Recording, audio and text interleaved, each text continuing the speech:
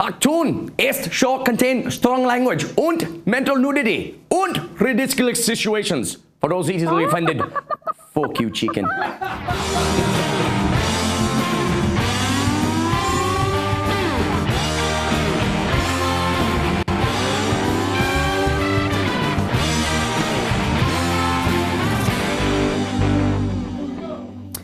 Hello world and welcome back to What the Cluck. I'm your guide on this crazy ride, Vin A. We have two great guests here today. We have Elaina Battacharra, great comedian and publicist known around town. And we have my man Frankie Pizzaro, former lead singer of the Platters, an amazing vocalist, great friend. Happy to have them both here. Many things to talk about today, so let's get started. First up, two major earthquakes rattled Southern California. The first being a 6.4 magnitude and the second being a 7.1. The earthquakes were felt far and wide, and I speak from experience because they actually reached Las Vegas. Coolest part of the second quake was I was rehearsing with Reckless in Vegas, and we thought we literally rocked the fucking earth with our music. Yeah. Turns out we didn't. The earthquakes were actually attributed to movement by Godzilla. Satellite images are even showing a crack in the earth that can now be seen from space. Aw, dude, that picture's not cool. Fuck. Oh, wait, there's got to be another picture, a better picture. Yep, there we go. I bet my crack is still more visible from space, though. Anyway, next up, an article that came out recently suggests people are paying more attention to their mental health and wellness and are drinking less. No, we're not. We just can't afford $25 cocktails at bars anymore. We all sneak flasks into every bar now and place of work. Oh, that's all. That's really good, though. But major alcohol companies like Heineken and Budweiser are taking notice in the trend and are investing more in non- or low-alcohol drinks. Great idea, guys. Now the 10 rednecks left that actually drink Budweiser won't because you want to make it non-alcoholic. Yeehaw! Moving on, the 4th of July just passed, or as dogs refer to it, Dog-a-geddon.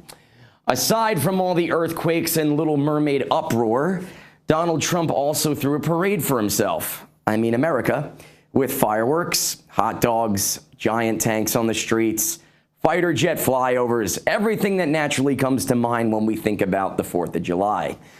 Traditionally, the 4th of July is rarely a military parade like that of Bastille Day in France, but once Trump saw those giant tanks, massive guns, and other huge military manly things in France, he needed to show the world how big his tanks are.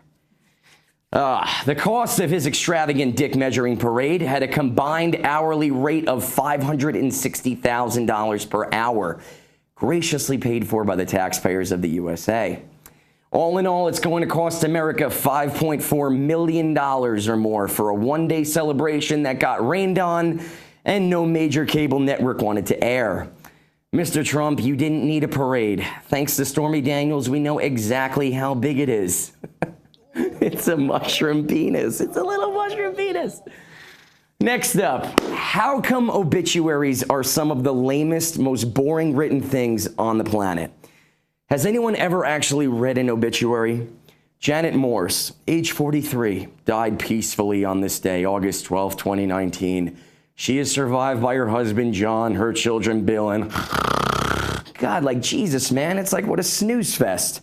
And in contrast, the back labels of alcohol bottles are the most exciting and riveting things ever written. This is how the back of a Macallan Scotch bottle reads. The Macallan, 18-year.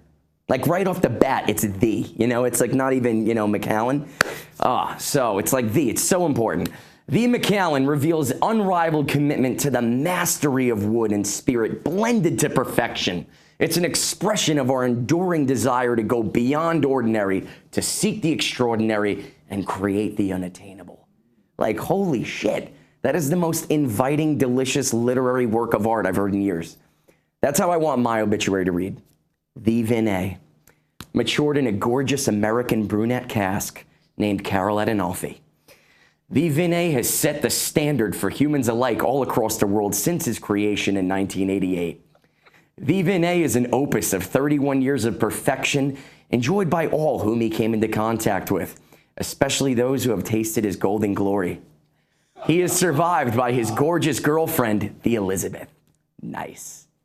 Lastly, the entire world is losing its shit over the fact that Disney cast a black woman to play Ariel in the live-action remake of The Little Mermaid.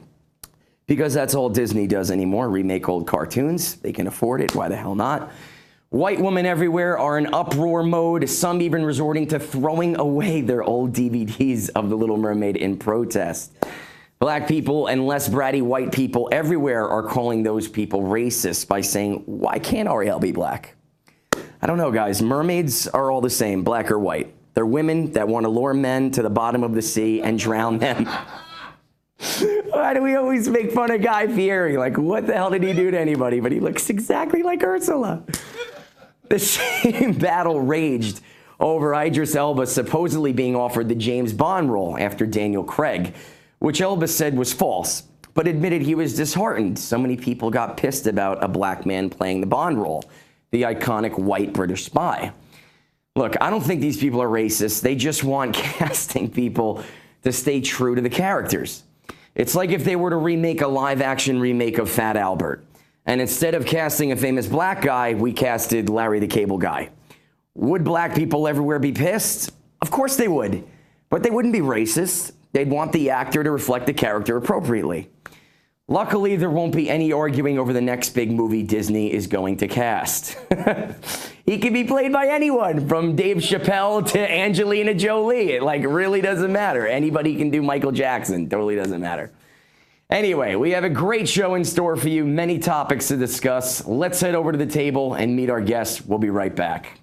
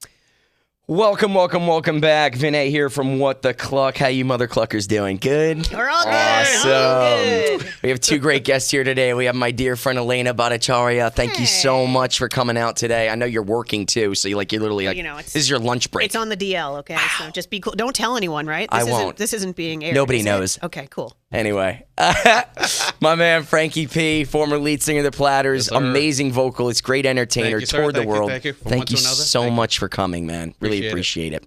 Thank you guys for coming. Before we start, I have to say this because the producers told me to.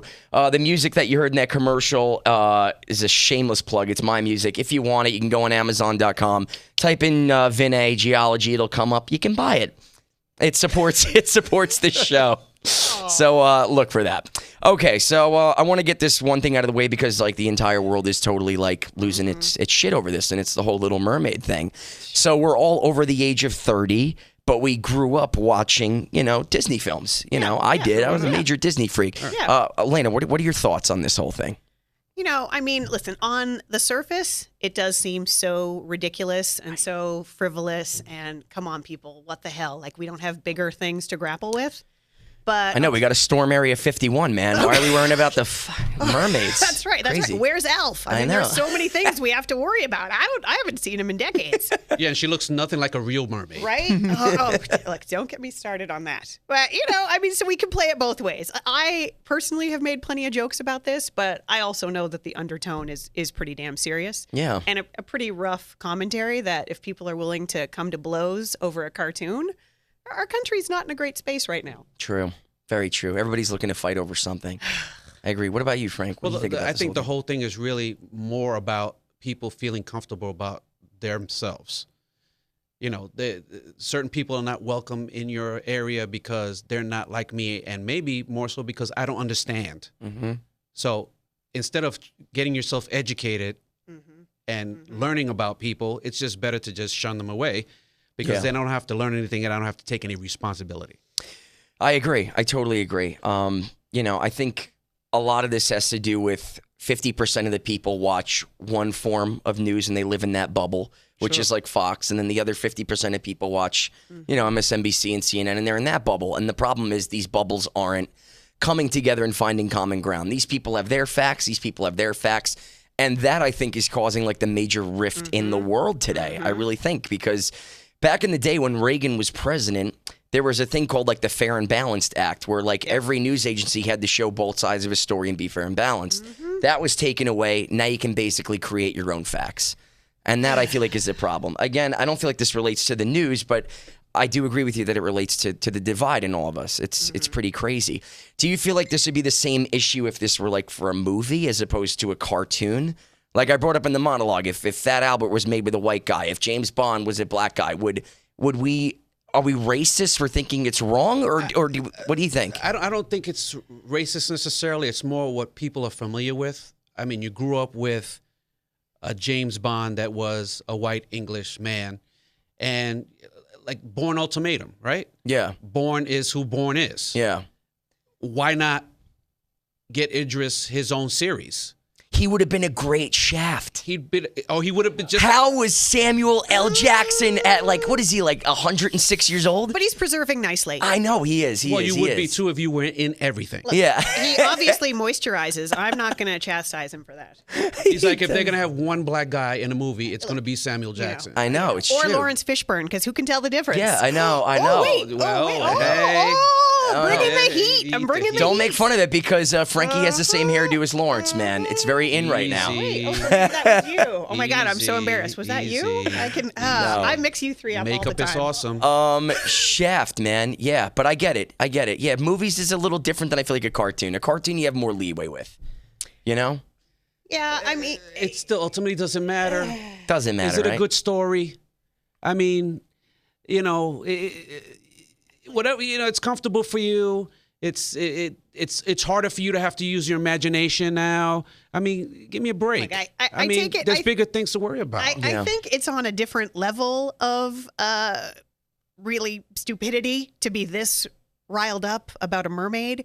Well, yeah, people are walking into supermarkets now licking ice cream, and it's called the ice cream challenge. That's a thing. Wow. Yeah, like people like walk in the Have you heard about this? Oh yeah. Have you heard about this? Yeah. So like she did it on video, got all these. I think she's like it's like 20 years in prison if you do that, because God forbid you have an STD or like like you can just hepatitis, transmit that to somebody. Listen, your president is openly grabbing pussy, and you're worried about the color of a mermaid. I know. I agree. I know. I would have put it all. And now our fucking ice cream isn't even safe. So what are we gonna do, man? Listen, I've already told my friends I'm not buying ice cream. They just need to meet me at Ben and Jerry's. I'm not getting the cartons. And another thing, how come the ice cream doesn't have the like the plastic thing on it that shows that you it's really not want open? to be shopping there anyway, right? Exactly. Yeah. Okay, good. Ice cream's mermaids. Glad we got that shit out of the way. Okay. So the earthquakes happened. I've never been through that. I'm an East Coast guy.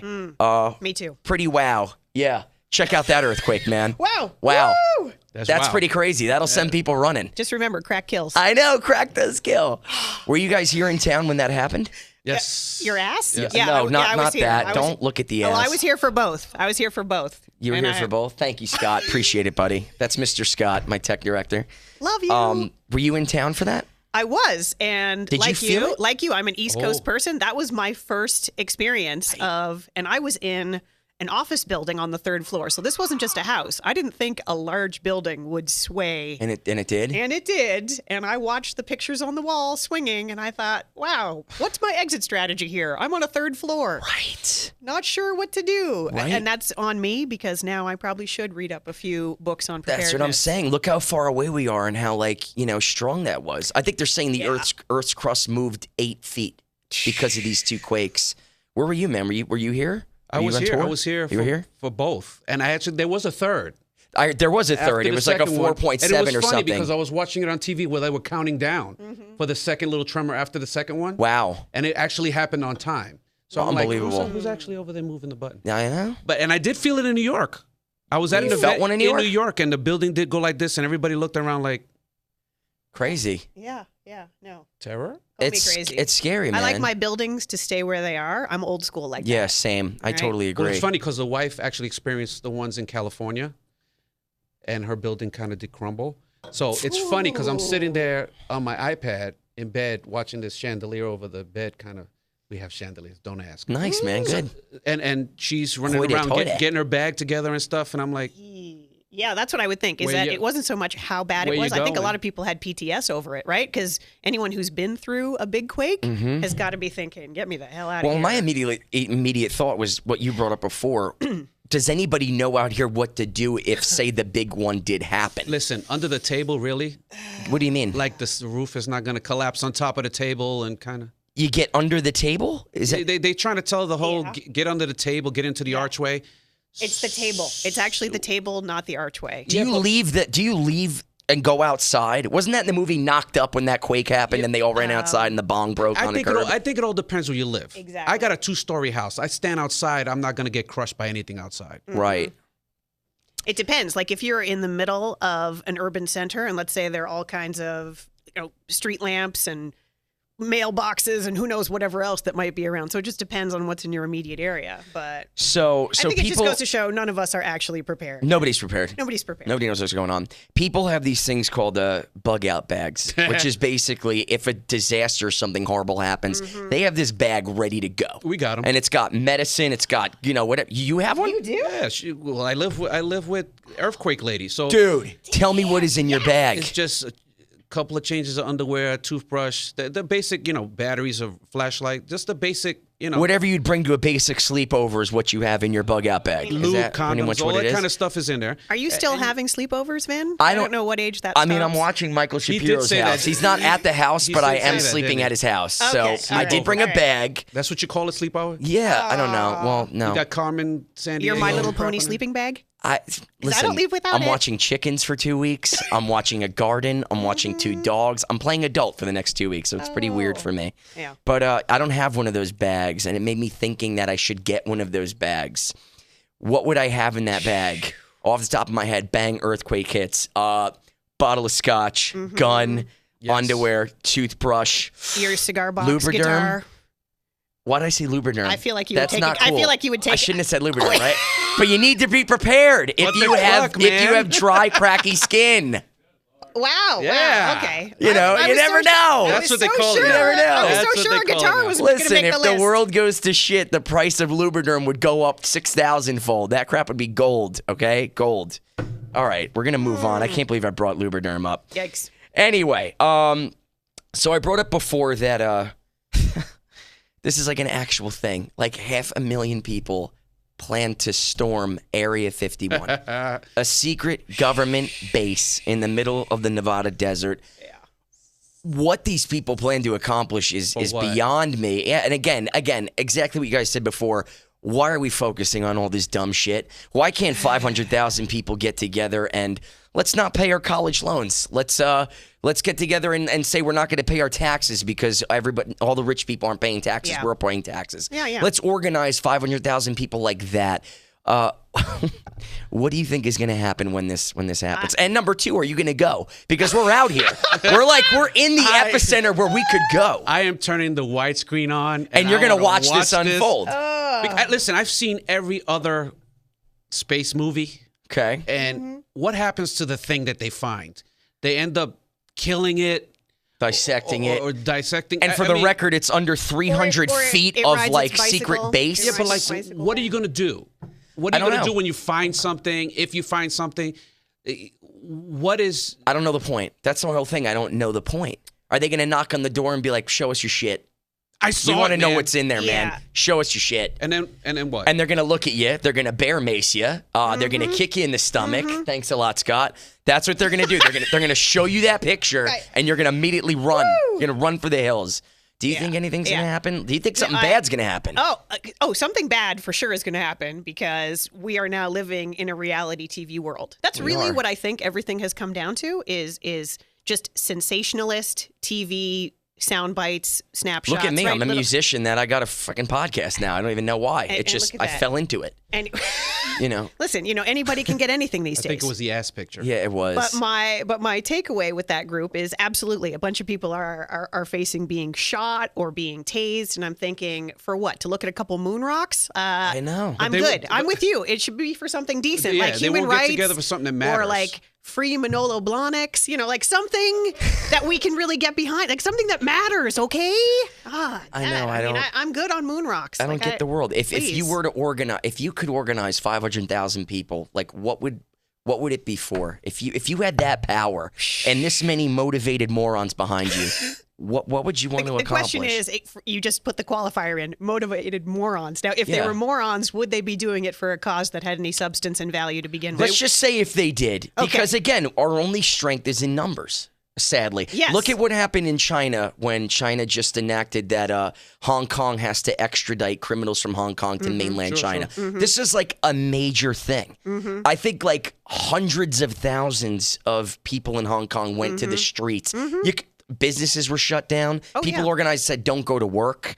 Like the entire country shut down for this. And then what happened? It like they actually accomplished this and they said, okay, we're not going to do this. Yes. I was like, oh my God. There is power in numbers. Tens of thousands of people got together and actually made a change that they wanted. Yeah. I was like, dude, way to go, Hong Kong, man. Like, we need people to care like that over here. That reminds me, though, I've had this conversation about the whole Trump thing.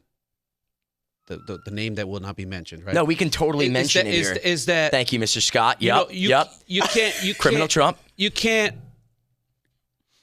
There's things that you like and the things you don't. Listen, I don't like any of it. Well, there might be one or two things. Wait, in theory, I'm willing to listen. In theory, that might be, in theory, that worked correctly with some standard and some consideration for the whole world.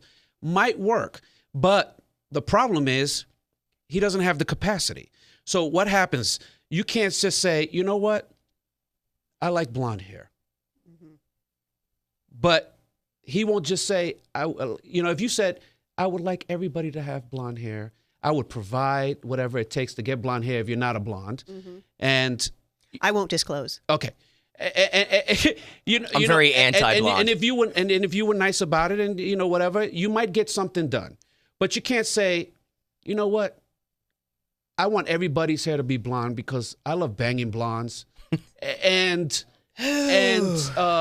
it's his tact and his way he goes around it. There is no tact. Yeah. There is no, Well, he's fired every communications director. Everybody's left, and it's just to him. At a certain point, you have to say to yourself, are we asking for finesse from a sledgehammer? Okay? Yeah. I absolutely agree. Certain tools, and I do mean tool, are not capable. That is absolutely correct. It is beyond his capacity, all right? So now we need to look at it. Yeah, but you know what? That goes back to what he's saying. If we feel that way, where are all those people that are making sure that it stops? There's nobody. There's not speaking up. All those people. If those 300,000, if those 300,000 people replaced the idiots on both sides in Washington, we might get some stuff done. But what's happening is there's people who will just sit there and agree not because they agree, but because I need my job and I need to be reelected. So I'm going to go along with him because it's it's good for my future. They have to go along with him because if they don't, then they're like,